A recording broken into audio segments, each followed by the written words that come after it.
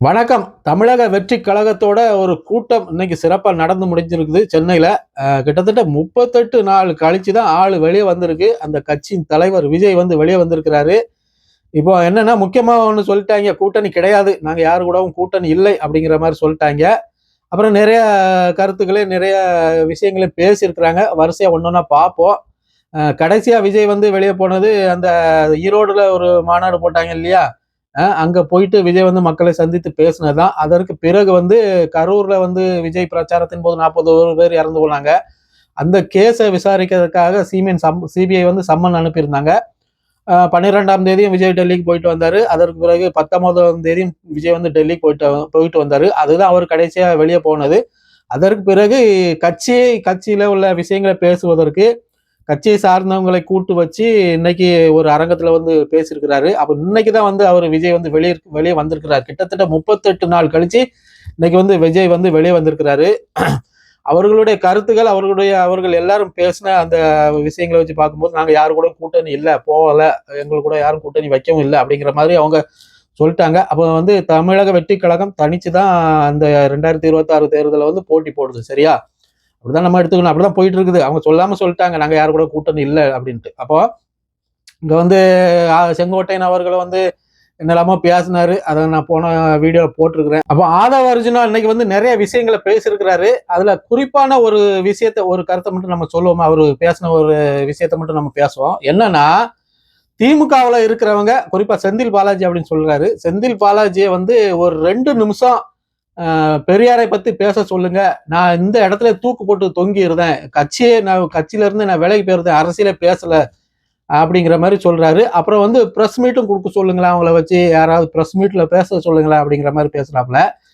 நான் இந்த விஷயத்த திருப்பி அப்படியே கேட்கிறேன்னு, உங்க தலைவர் விஜய் கிட்ட பேச சொல்லுங்களேன். 2 நிமிஷம் வேண்டாம், 2 நிமிஷம் வேண்டாம். ஒரு 30 செகண்ட் வந்து திராவிட கொள்கை பற்றி பேச சொல்லுங்க. இல்லைன்னா அவரு தான் சொல்லியிருக்கிறாரு, திராவிடமும் தமிழ் தேசியமும் எங்களுக்கு 2 கண்கள் சொல்லியிருக்கிறார் இல்லையா? இந்த 2 கண்களை பத்தி அவரை பேச சொல்லுங்களா. 30 செகண்ட் வந்து உங்க தலைவர் விஜய் பேசிட்டாரு அப்படின்னா, நானும் பேசுறதை நிறுத்திடுதானே. நம்ம ஒன்றும் பெருசா அங்க ஒன்றும் பெரிய சேனல் அப்படிமா எதுவும் கிடையாது.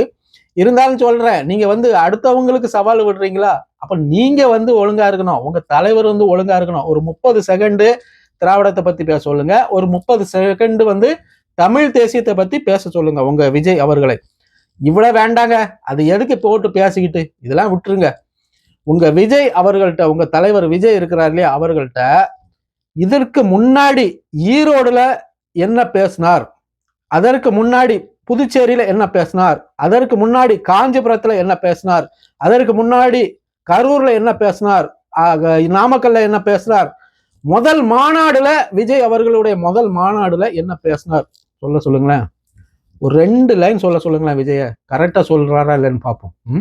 அப்புறம் பத்திரிகை சந்திப்புகளை நடத்துவாரா, வைப்பாங்களா அப்படிங்கிற மாதிரி கேள்வி கேட்டிருக்கீங்க. உங்க தலைவர் விஜய் வந்து பத்திரிகை சந்திப்பு நடத்த சொல்லுங்க. 2 நிமிஷம் பத்திரிகையாளரை சந்திச்சு பேச சொல்லுங்களேன் உங்க விஜய் சார் அவர்களை. இன்னைக்கு ஒரு கூட்டம் போட்டீங்களா, இந்த கூட்டம் முடிஞ்சோன்னா போய் படுத்துக்குவாப்புல. அப்புறம் வந்து அடுத்த கூட்டத்துக்கு தான் எழுந்துச்சு வருவாப்புல. அதுக்கு இடையில எந்த கருத்துமே கிடையாது, எந்த ஒண்ணுமே கிடையாது, எதுவுமே பேசுறதே கிடையாது. அப்படி போய் படுத்துக்குவாப்புல. அப்புறம் விஜய் அவர்கள் வந்து பேச ஆரம்பிக்கிறாப்புல. என்னமோ பேசுறாரு, பயங்கரமா சவுண்ட் விடுறாப்புல, சவால்லாம் விடுறாரு. எனக்கு என்ன அழுத்தம் கொடுக்க முடியுமா, அழுத்தம் கொடுத்து என்ன அழுத்தி பார்க்க முடியுமா, நான் என்ன பயப்படுற ஆளா, அதுக்கெல்லாம் பயந்துருவேனா, இந்த மூஞ்சிய பார்த்தா உங்களுக்கு நான் பயப்படுற மூஞ்சி மாதிரி தெரியுதா அப்படிங்கிற மாதிரி அவரு பேசியிருக்கிறாப்புல விஜய் சார் அவர்கள். பார்த்தாம உங்க தலைவா படத்துக்கு நீங்க பயந்த லட்சணத்தை பார்த்தாம, டைம் டு லீடு தலைவா, டைம் டு லீடு, அந்த ஒரு டைம் டு லீடு அந்த ஒரு சென்டென்ஸை வச்சதுக்கு உங்களை அன்னைக்கு இருந்த முதலமைச்சர் மரியாதைக்குரிய அம்மா ஜெயலலிதா அவர்கள் வந்து உங்களை என்ன பாடுபடுத்தினாங்க. நீங்க காலையில இருந்து ராத்திரி வரைக்கும் அங்க தவம் கடந்து அம்மா ஜெயலலிதா காலில் விழுந்து இப்படி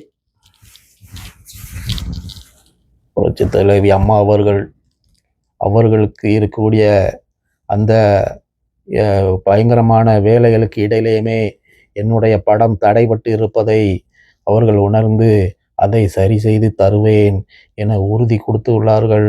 அம்மா அவர்களுக்கு நான் எவ்வளவு நன்றி சொன்னாலும் பத்தாது. ஆகையால் அம்மா அவர்களுக்கு நான் நன்றி சொல்கிறேன், வச்சுக்கிறேன் இப்படின்ட்டு. இதெல்லாம் வந்து உங்களை வந்து பயப்படுற ஆளா, அழுத்தம் கொடுக்குற ஆளா அப்படின்னு பேசுனீங்க இல்லையா?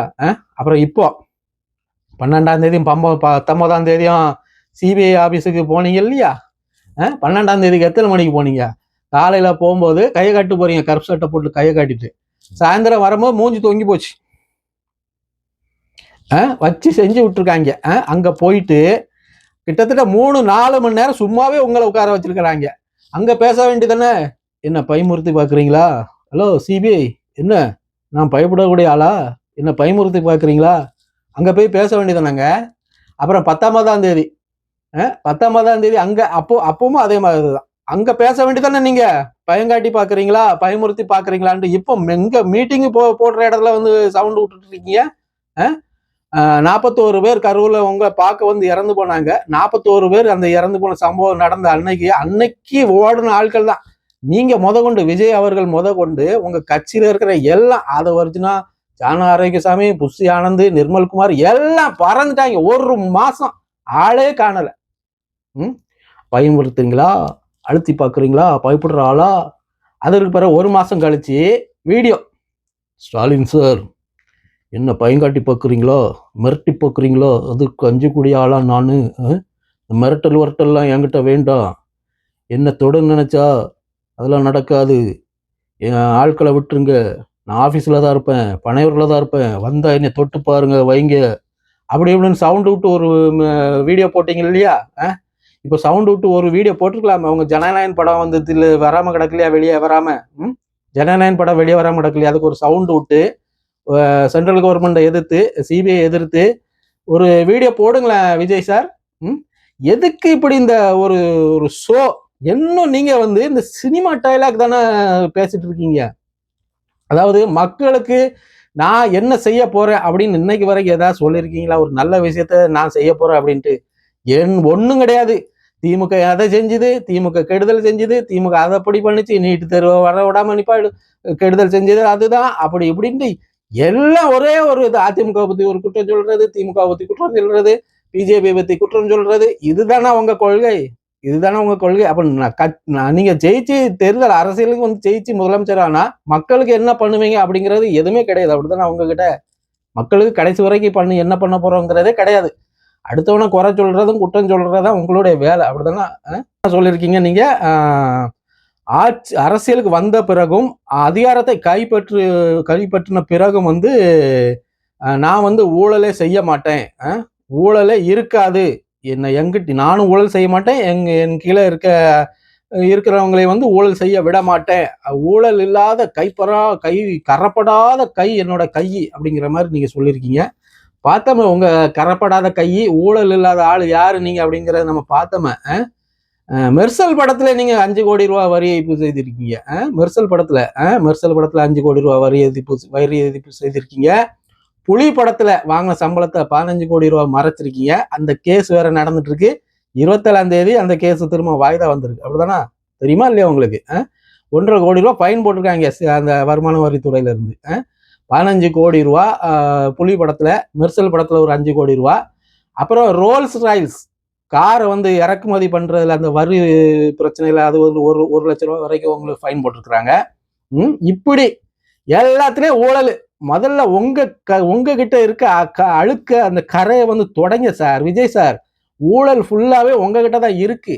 உங்க ஒரு சினிமா வெளியே வந்துனாலே 100 ரூபா டிக்கெட் 1000 ரூபா, 2000 ரூபா, 10,000 வரைக்கும் வச்சு விற்கிறாங்க. ஒரு வார்த்தை நீங்க கேட்டுருவீங்களா இது வரைக்கும்? அங்கதான் ஊழல் ஆரம்பிக்குது.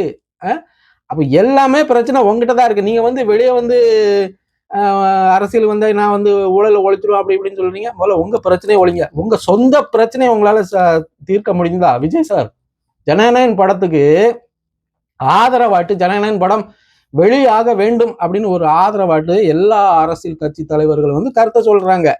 அந்த படத்தோட ப்ரொடியூசர் சொல்றாரு, டைரக்டர் சொல்றாரு, அந்த படத்துல நடிச்சவங்க சொல்றாங்க. எவ்வளவு ஏன் மதிப்புக்குரிய முதலமைச்சர் ஸ்டாலின் அவர்களே வந்து உங்களுக்கு ஆதரவா பேசிட்டாரு.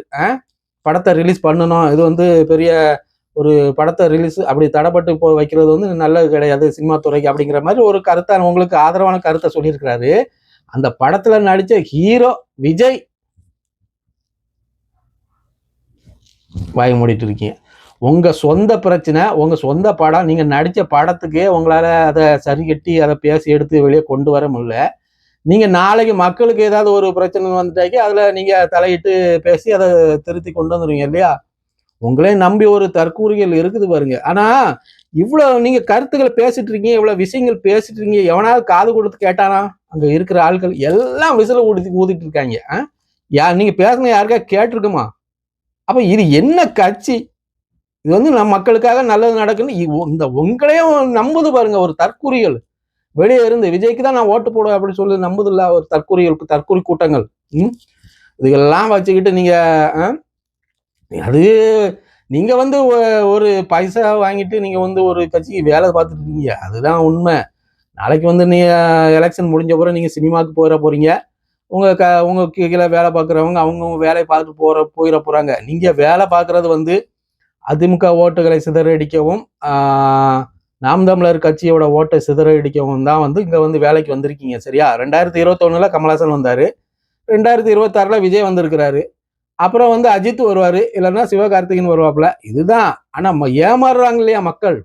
மக்களுக்கு வந்து எத்தனை காலம் ஆனாலும், நாகரிகம் எவ்வளவுதான் முன்னேறினாலும் வந்து இந்த ஏமாறக்கூடிய ஆட்கள் வந்து ஏமாந்துட்டு தான் இருப்பாங்க. அது வந்து நம்ம ஒண்ணுமே பண்ண முடியாது. சரியா? சரி, நீங்க வந்து இன்னைக்கு நிறைய கதைகள் புருடாலாம் விட்டுருக்கீங்க. 38 நாள் கழிச்சு வெளியே வந்து இந்த புருடாக்கள் எல்லாம் வந்து உங்க அணில் குஞ்சுகள், தற்கூறிகள் தான் நம்புவாங்க. விவரம் உள்ள மக்கள் வந்து நம்ப மாட்டாங்க. சரி, 2026 தெரியும் எப்படி நடக்குது என்னன்னு. பார்ப்போம். இதோட கருத்துக்களை வந்து நீங்க வந்து கமெண்ட்ல பதிவு செய்யுங்க. மீண்டும் ஒரு காணொலியில் சந்திக்கலாம். நன்றி, வணக்கம்.